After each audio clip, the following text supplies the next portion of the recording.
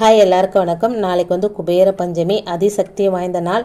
இந்த குறிப்பிட்ட நேரத்தில் இந்த எளிய தாந்திரிக பரிகாரத்தை செஞ்சு பாருங்கள். பணம் உங்களுக்கு பல வழிகளில் ராக்கெட் வேகத்தில் வருங்க. இது உங்களுக்கு டெமோக்காக நான் செஞ்சு காட்டுறேங்க.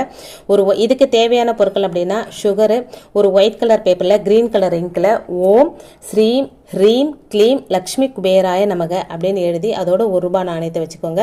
இப்போ வந்து ஒரு டப்பா, இந்த சக்கரை போட்டு வைக்கிறதுக்கு ஒரு டப்பா வேணுங்க. அது பிளாஸ்டிக்காக இருக்கலாம், கிளாஸாக இருக்கலாம், ஸ்டீலாக இருக்கலாம், எது வேணா இருக்கலாம். மூடி போட்டு வைக்கணுங்க. 3 ஸ்பூன் சக்கரை கையினால் எடுத்து போனால் உங்களுக்கு டெமோக்கு காட்டுறதுனால நான் ஸ்பூனில் போட்டிருக்கேங்க.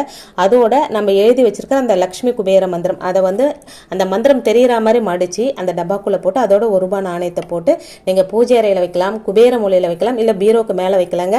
6 மாதம் வரைக்கும் இது பவர் இருக்கும். அதுக்கான வேலை அதை தொடர்ந்து செஞ்சுக்கிட்டே இருக்குங்க.